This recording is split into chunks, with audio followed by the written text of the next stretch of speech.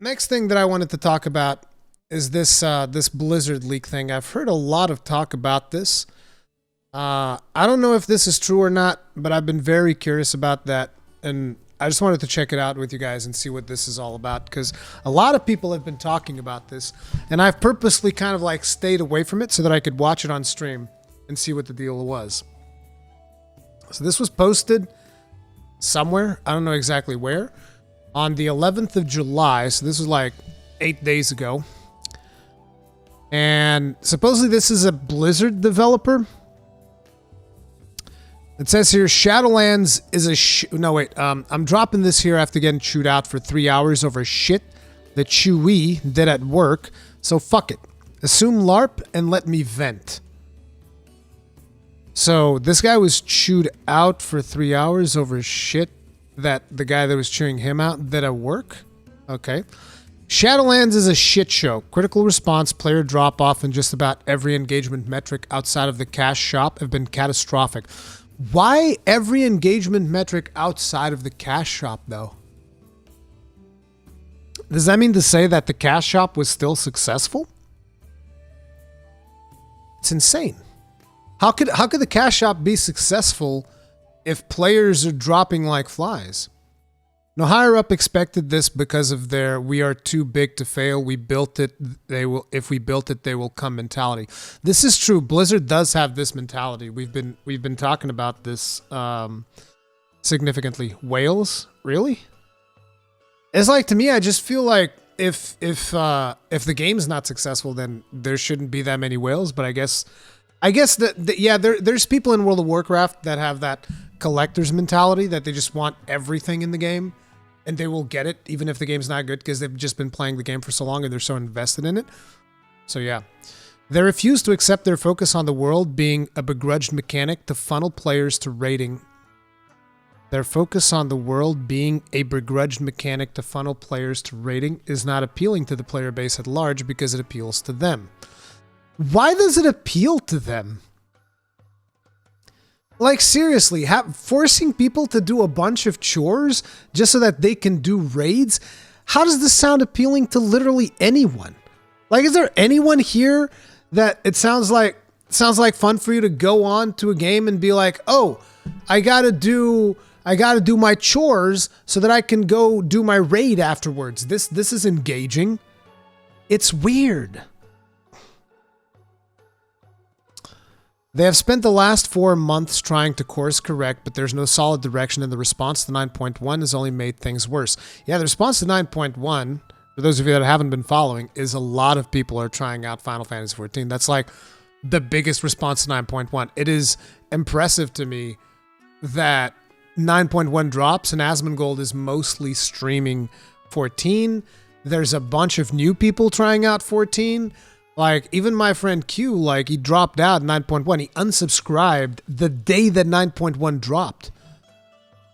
Sylvanas is planned to replace the Arbiter despite so many people in the company, and God knows how many online saying this would be a total replication of Kerrigan's storyline in StarCraft 2 that killed non-competitive interest in the brand entirely, and you can only go, no, they will like it eventually for so many real-world years before it's time to change course. Thus far, that has not happened. Yeah, I think I saw, or I heard in a podcast or something, about how the story of, no, I think I saw it in a video, about how the story of Sylvanas is basically the story of Kerrigan. The elephant in the room is Final Fantasy XIV. To the people in charge, they're acting like this came out of nowhere and don't even seem to understand why it's drawing players away in their tens of thousands. We have all tried to highlight things, and it is doing that are clearly appealing to an MMO audience and not, in my opinion, focusing on mobile game-style retention traps that keep monthly active users and habit-forming personalities logging in. Exactly. This is what they're doing with WoW. It's just like retention traps. It is not that they don't care. They just seem so pig-headed and digging in their heels with their fingers in their ears, thinking all the problems will go away because WoW is too big to fail. There will never be real competition, and they will keep coming back. But they aren't coming back anymore, not in the numbers that they used to. Well, there's also the, WoW's been through their WoW effect, I think WoW peaked in Wrath of the Lich King because that was undoubtedly the best expansion the game has ever seen. So this is a serious problem. The fact that all that World of Warcraft has been focusing on is the monthly active users tactic that you see in mobile games. Like, I've noticed this when I played Battle for Azeroth. As a matter of fact, I don't know how many of you guys remember, but back when I resubbed because I wanted to play Shadowlands with my friends, you guys remember where my character was? Do you guys remember where my main character was when I logged back into the game? I'm very curious if anybody... it's such a specific thing. When I logged back in, I was like, oh no. My character... No. None of that. None of that, Dylan J. It's actually worse than that. My character was at the... Yeah, I was super excited on stream to get into Shadowlands. I really was. But my main character, when I logged back into Battle for Azeroth after having dropped it for God knows how many months to prepare for Shadowlands, he was sitting in front of the weekly chest. Like Shadowmaster said, he was sitting in front of the box. He was sitting in front of the weekly chest where you would get your Mythic Plus rewards. That's where my character was sitting. That's where I made the decision. Like, imagine that. That's where I went in and I opened the box and I said, fuck this game. I'm unsubscribing. And I left and unsubscribed. It's these monthly active user trappings that they're talking about, the retention traps. These are the things that keep pushing me away from the game. Like, I don't know if this is how everybody feels, but this is exactly what pushes me away from World of Warcraft. These traps, right?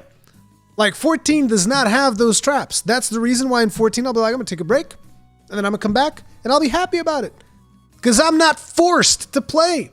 So I'm always happy to come back. Whenever there's new content, whenever there's something I'm interested in doing, or there's a new friend that I'm introducing to the game, I'm super pumped to go back in there and play.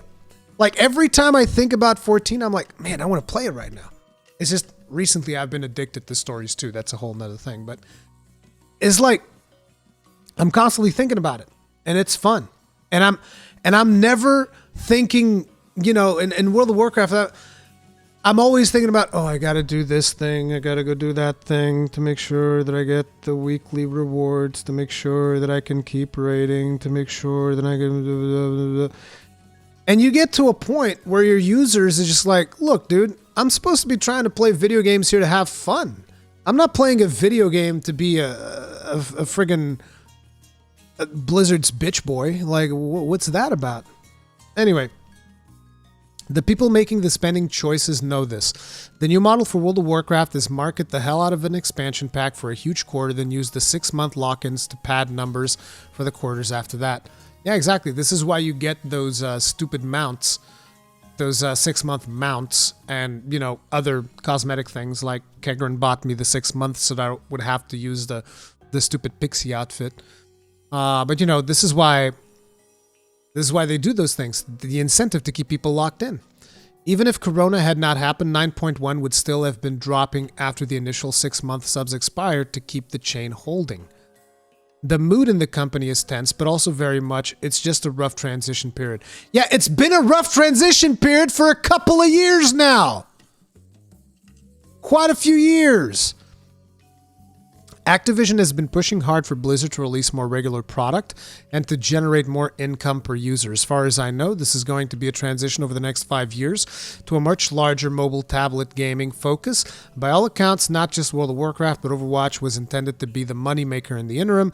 But once again, someone had the bright idea to kill a game casual players loved on the altar of esports, hoping for another brood war. From what I hear, the told you so's were loud, and a lot of people walked beyond Kaplan. Beyond Kaplan? The sentiment that was shared quietly in private but being spoken more often is simply that the leadership at Blizzard are not bad people nor incompetent people, but people who had to fill seats left when the old guard jumped ship, whether they were suited for it or not. Brack is genuinely a good man out of his depth. Seriously? I don't know about that.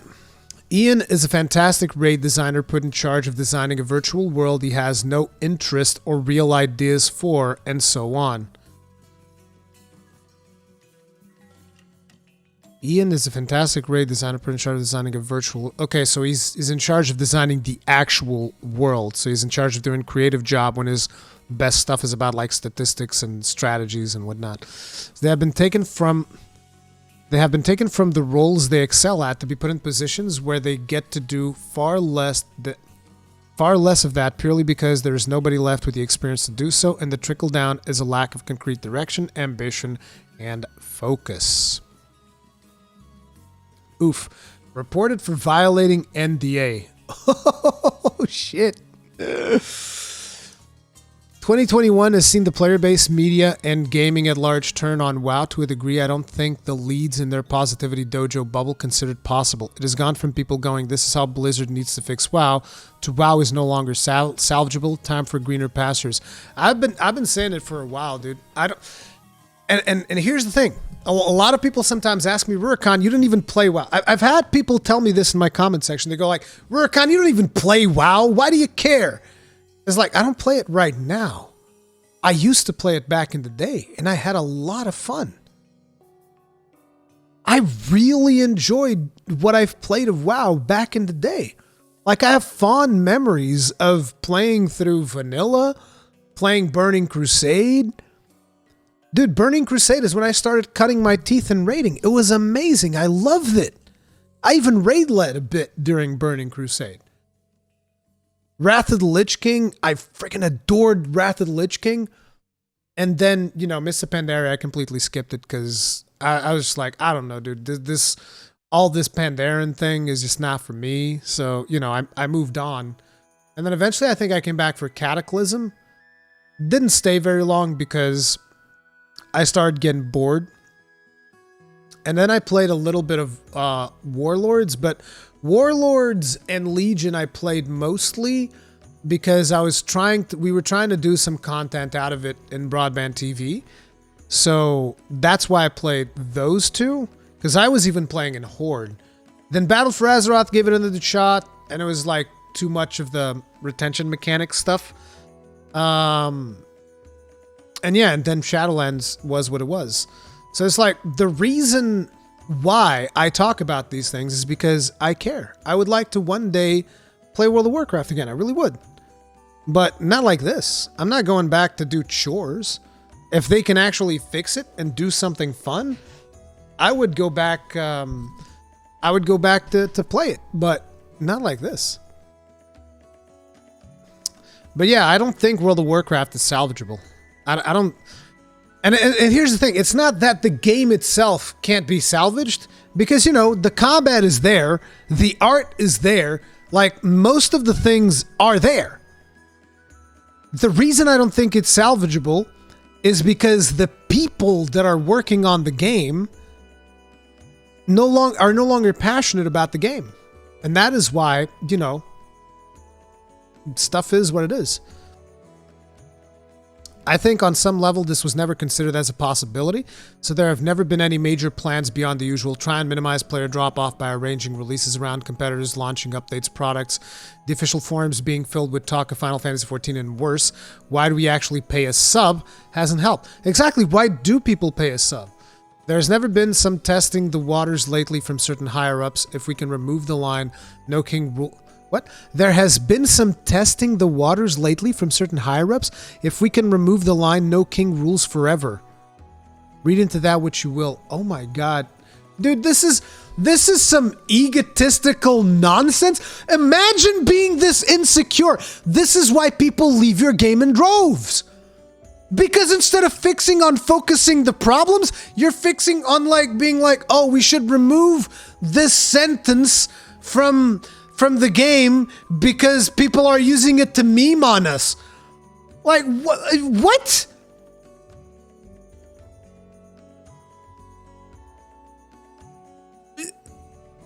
Dude!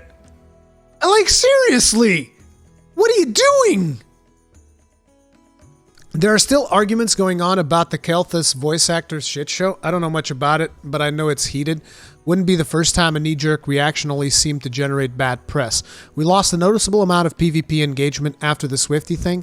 Yeah, maybe don't burn Swifty to the ground based on allegations. I don't know what happened with the Swifty case, but I do know that nowadays it's like the second someone comes out and is like, this person screwed me over, it's like there's not even an analysis of what is happening. It's just like, nope, cancel them outright. It's like, what do you expect? The Preach interview was treated as a disaster, and there was talk of more strongly vetting interviewers for bad actors. Wow, dude.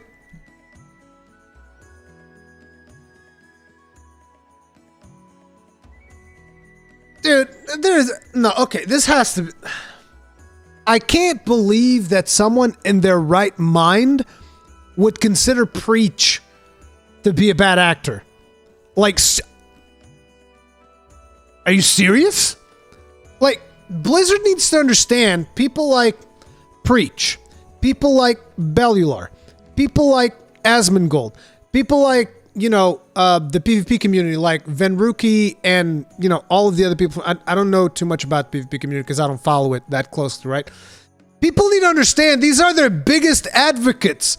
They're playing the game even when the game is bad. Even when the game is in a terrible state, these people are playing the game and making content around the game. This just goes to show. You guys remember when we talked about how Blizzard is too uptight to send Asmongold, what do you call them? To send swag to Asmongold? This is exactly what we're talking about. Like, how can you even imagine that what these people are doing is bad for you? They're literally working for you for free. These people are analyzing the game and providing you with feedback of what you need to do to fix the game for free. They are a free QA department that you're not taking advantage of, and at the same time, you're calling them bad actors. It's like they're working for you for free, and you're taking a dump on them. How does this even work? Who thinks like this? Oh my God. They would rather have people shut up than hear the truth about the bad parts of the game. Come on, dude. Anyway, the Preach interview was treated as a disaster. Now there was talk of more strongly vetting interviewers for bad actors and only engaging with a list of questions Blizzard provides. Some pointed out that could just be used to create some form of fireside chat akin to the Final Fantasy XIV live letters, but that fell on deaf ears. Of course. You want to know why? Blizzard, the people at Blizzard went like, how many times they spent on those goddamn live streams? Crazy. We ain't paying nobody to do no live streams. That's dumb. Live streams are dumb. Dude, it really reeks of a company that is so incredibly out of touch. And the worst part is that this could be fake. I want to make sure that people understand. None of this, as far as I'm aware, has been officially confirmed. Like the source of this could be all fake. But I'll tell you what, it definitely resonates with what a lot of people are talking about. It definitely resonates with truth. You know?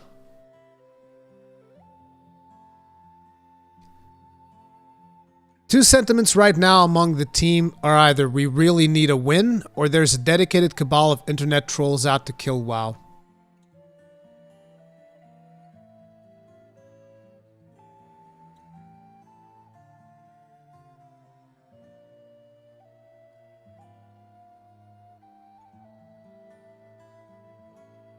A dedicated cabal of trolls. Clearly our game is good. It's the trolls that are evil.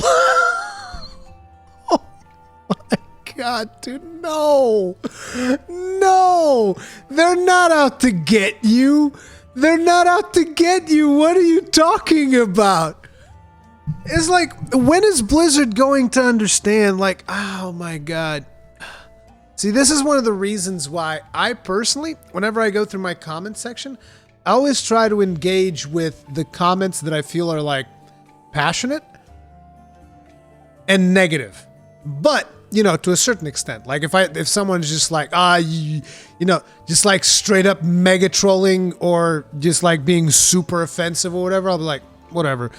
But like comments that I feel like come from a place of passion, they're criticizing the stuff that I'm doing and they're like, you know, people need to understand that when there's that level of passion for a product, people aren't doing it to troll. They're doing it because they want to go back to enjoying the thing that they enjoyed before.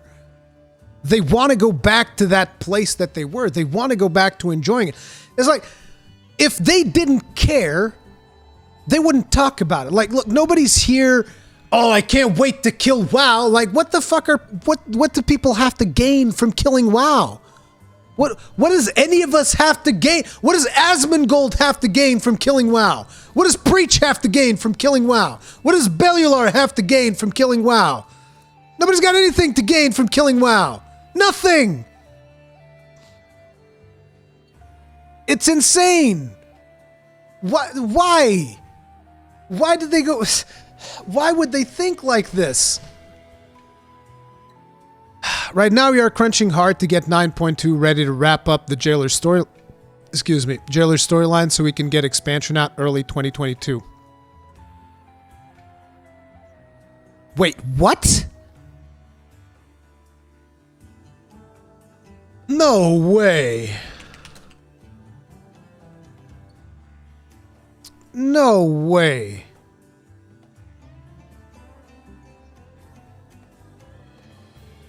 Where are the release dates? I'm sure that there's like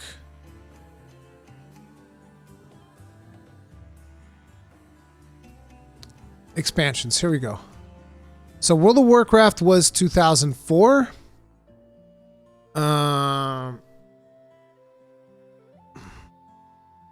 Damn it. Oh, here we go. World of Warcraft 2004. Burning Crusade was 3 years later. Oh, Wrath of the Lich King was next year. But it was almost like 2 years because it was January to November. So, you know, Cataclysm 2010, December. Okay, Cataclysm was actually 2 years. Mists of Pandaria, another 2 years. Warlords of Draenor, another 2 years. Legion, another 2 years. It's always been kind of like another 2 years. Battle for Azeroth, 2 more years. And then 3 years for Shadowlands because... Oh, it's actually here, idiot. Actually, no, it's not 3 years. It is 2 more years because it did release last year. Never mind. So yeah, actually, no, it makes sense. 2022. Yeah. I wouldn't say early, though. I wouldn't expect it to be early 2022. More like fall 2022. Early 2022? I mean, wait. So there's going to be 2 patches? There's going to be 9.1, 9.2, and next expansion? Dude, there's no way. The amount of time they took to develop Shadow, there's no way there's new expansion coming in 2022.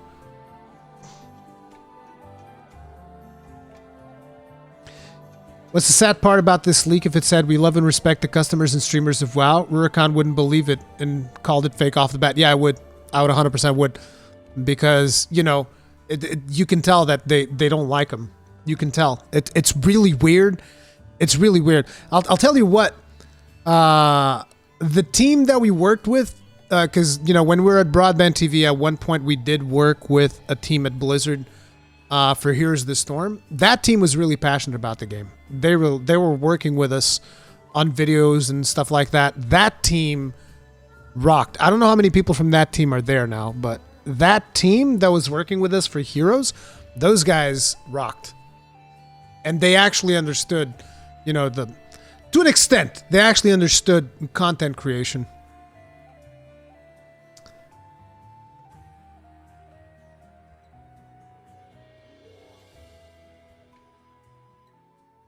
Yeah, I don't agree with that at all. Yeah, I don't think that there's no way they're getting out an expansion in early 2022. There's just no way, dude. There's no way. No way in hell they're getting out an expansion 2022. Anyway, this part right here definitely feels a little bit fake. This part feels fake. If that doesn't happen, there are talks of major shakeups coming down from Activision that have been threatened for a few years now. It's an all hands on deck feeling that's been around to some degree since is this an out of season April Fool's joke BlizzCon. A make or break deadline is coming closer, and things like Diablo 4 were not at all planned before then.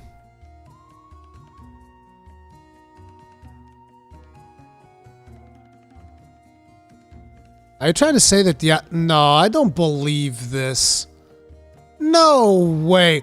Is this actually making the statement that Diablo 4 was not planned before the debacle that was Diablo Immortal?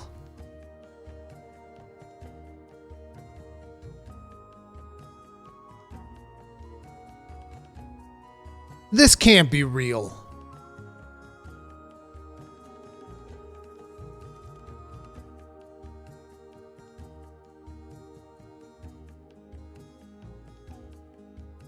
There's no way that's real. Like, when did Riker play Diablo 4?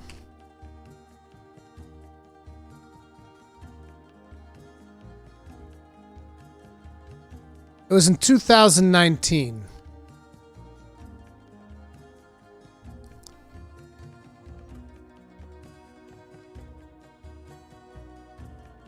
So Riker played Diablo 4 in 2019. It's like, look at the assets on here. You don't do these assets in a year.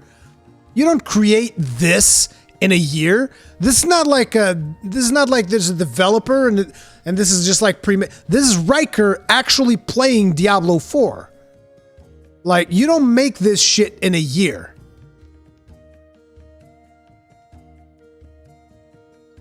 There's no way. You don't just like go through, you know, from concept to having a playable demo in a year. It doesn't happen. That part, I don't buy.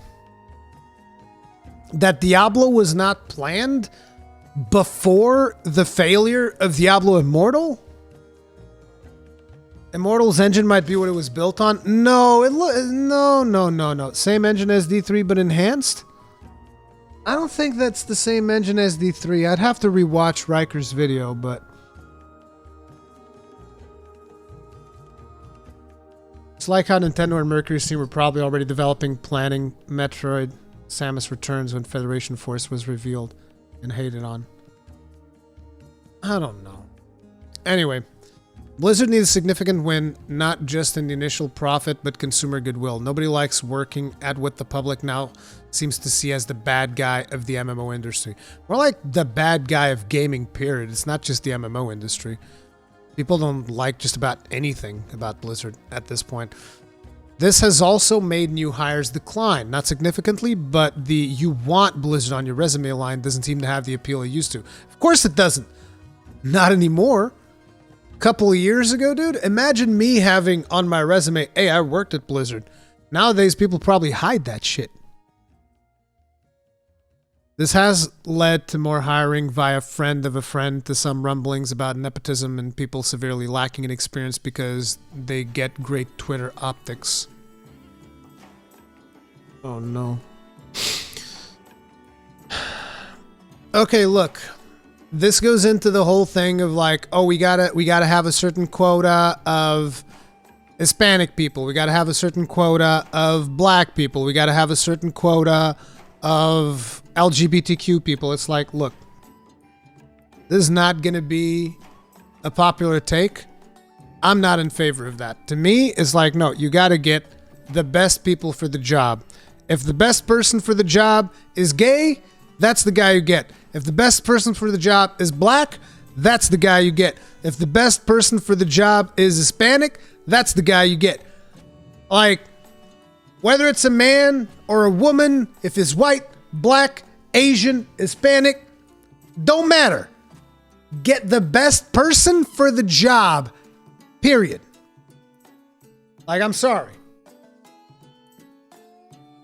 I'm sorry. I don't agree. I know that the world has not been fair and all of that, but to me it's like when it comes to hiring policies, you hire the best person for the job. Regardless of their race, creed, religion, whatever, you hire the best person for the job. And it's like, and I don't care if the Twitter crowd comes out and like fucking explodes at somebody because, oh my God, how can you not hire this person over that person because they're from this minority? It's like, simple, because this person is the right person for the job. If it was the one from the minority, then this person is the right for the job. That's the way that I look at it. Twitter will not come for me, so whatever. Anyway, on the topic of Twitter, we are now being told to disengage from it. Multiple employees like Nervig and Holinsky publicly attacking paying customers because they got too heated and couldn't keep quiet is bad press that could have been avoided. Yeah, if you're working for a company, guess what? Don't shit on your customers. That's something to go by. Guess what? When people watch my videos, when people watch my streams, I'm thankful of those people. Like, hey, thanks, guys. Thank you for watching. I appreciate it. Somebody subscribes to my stream. Give them a tip of the hat. I appreciate it. Thank you. Going above and beyond. I love it. Thank you very much. It's like, I don't be like, dumbass. Imagine someone would subscribe to me and I'd be like, fucking idiot. I fucking hate you. It's like, what do you mean? Jesus Christ. Of course, if you're representing a company, you can't just you can't just take a dump on your customers. I think you should be free to say whatever the fuck you want. It's whatever. But if you are representing a company, like specifically in this case, I believe that these people have Twitter, what are they called? The blue check marks because they're representing Blizzard. Because if you're not working somewhere relevant or if you're not working at a media publication or an important company, they're not going to give you a blue check mark. I've tried getting one I don't know how many years ago. And the reason I was trying to get one, this is the best part. The reason I was trying to get a blue check mark is because I legitimately had people at the time who were harassing me and they were trying to copy my account. And I went to Twitter and I was like, hey, listen, there's people trying to steal my identity. Can I please get a check mark or whatever so that people are aware? And Twitter told me to fuck off. So thanks, Twitter. Appreciate that too. That was great. There was someone making accounts because this was something that pissed me off a lot. Because I used to have a public Facebook, so I would accept anybody who wanted to friend me on Facebook, whatever. And this person was finding out my father's name through Facebook and then creating a Twitter account and with my father's name. And I was like, dude, this is fucked up. So, yeah, and Twitter did absolutely nothing. They didn't give two shits, Maybe if I was one of these protected minorities, maybe Twitter would be like, hey, man, that's not okay. But, it's not for everyone. Yeah, I know nowadays, Ned, because back then they didn't have that, blue check marks were not really seen as a negative thing. Nowadays, it's a different conversation altogether. On the because they got too heated and couldn't keep quiet is bad press that could have been avoided. An email reminder has gone around more than once lately stating, if you are not customer relations, you should not be representing company customers, especially if you cannot remain professional. Lastly, the biggest elephant room is ya boy. It's not yo boy, it's ya boy. It's with an A. Ya boy Asmongold. The newer hires cannot stand him. They have used terms like toxic masculinity and dog whistles to dangerous males. The fuck does that mean, dog whistles to dangerous males? So am I a dangerous male because I like Asmongold's content? Is that how that works? Am I a terrible person? Guys, I got bad news for you. I'm a terrible fucking individual. I like Asmongold's content. I'm sorry. I must be one of these dangerous males that is dog whistling to. While some of the oldest crowds still remaining have called him based or telling it like it is. Hey, look at that. Some people actually call him based. which has led to friction, to put it mildly. People are told not to talk about him, and the recent Final Fantasy XIV stuff only made it all the worse. The idea that an outside element can have such an effect on the product genuinely upsets people. Maybe don't treat the man like shit. Maybe. I don't know. People are told not to talk about it. The idea that an outside element can have such an effect on the product generally upsets people. Listen, it's the content, the big, massive content creators, they all have effects on products. It's that simple. Like, even me, to a certain extent, like, you know, a much smaller extent, of course, because I'm a much smaller creator, right? But to a certain extent, if I was to tell people that Monster Hunter is shit, there wouldn't be as much people interested in Monster Hunter. But even though I criticize several aspects of Monster Hunter, like I've criticized several, like you guys know, I've criticized some things about Safi. I've definitely criticized the fuck out of Call of Wrath. I've criticized plenty of stuff about Monster Hunter in the past. Guess what? Capcom doesn't hate me somehow. You know? It's like...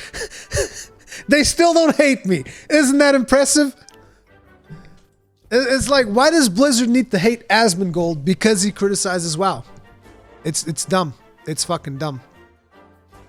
But whatever. Like Zach is engaging in some malicious act of cyber warfare. Many of us have pointed out the now famous quotes by Naoki Yoshida about understanding that players will drift and we need to make something worth coming back to because they want to. But some people, for lack of a better word, see our customers or consumers, as they refer to them nowadays, as some kind of antagonistic relationship where the goal is not being an entertainer, putting on a show for a crowd, but some kind of game hunter trying to trap a large, profitable kill. Yeah, they're going whaling.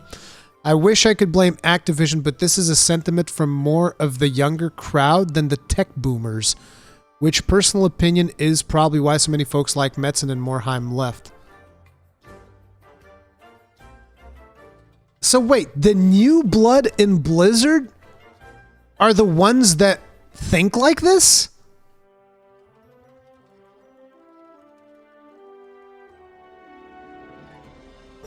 Dude, if that's the case, then WoW is definitely not salvageable. If the new hires are the ones that have a problem with this, dude, forget about it. Like it's over. If the new blood, yeah, Blizzard is in Irvine. So yeah, Irvine is in California, right? Yeah.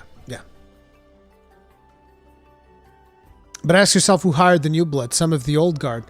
Well, yeah, but it's so weird to me. I guess because I'm a boomer, you know. I mean, I'm not an actual boomer, but I'm close to it, I guess. It's, dude.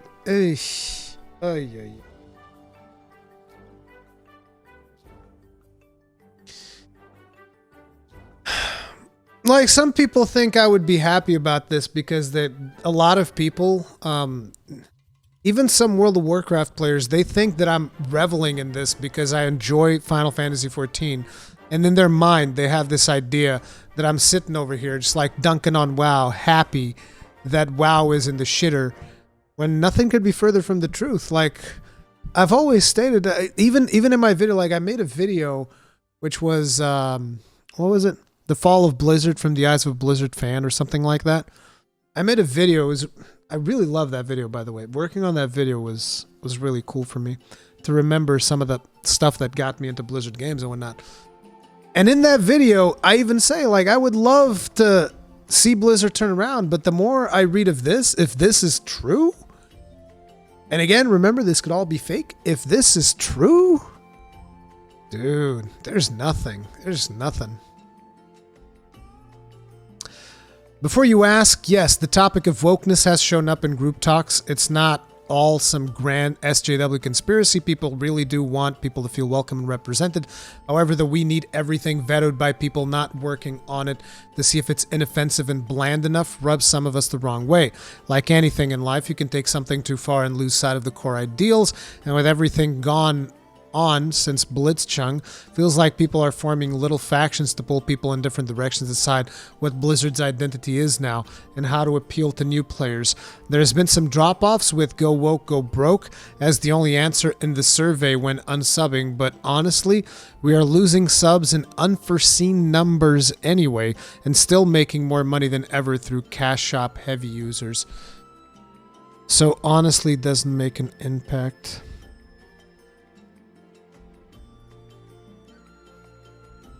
I never thought it could be that big. I never thought that the cash shop could potentially be that profitable, that they can be bleeding subs in unthinkable numbers and still just be making up for it through the cash shop. Dude, I'm sorry, I keep scratching my nose. It's like fucking allergies are killing me, man.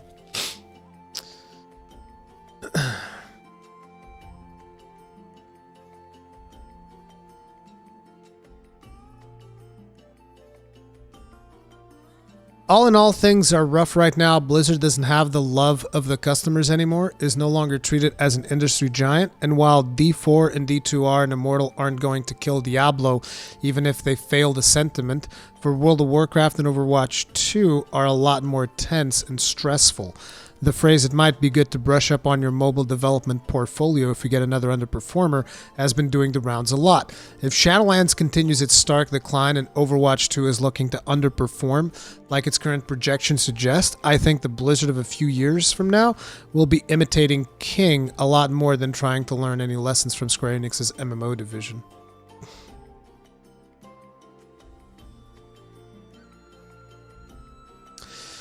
I mean, Blizzard has kind of been going the route of mobile development for a while now.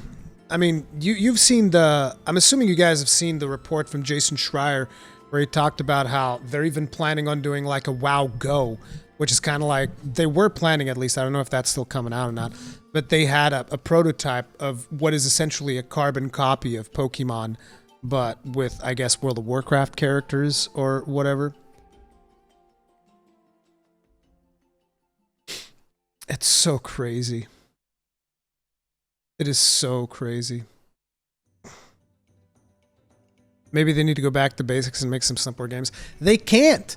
They can't, Celebrate. That's the problem, because that's how these companies operate, right? Activision, you know, they merged. Activision now has more control, and Activision's going to keep poking them like, make money. You better make money. You better. They're like literally poking them with a stick. Better be seeing some dollar bills coming out of there. Poke, poke, poke, poke. And you know, but it doesn't seem like that's the whole problem, because apparently a big portion of it is actually the newer hires of Blizzard. It's, dude. Oh my God, dude. I don't even...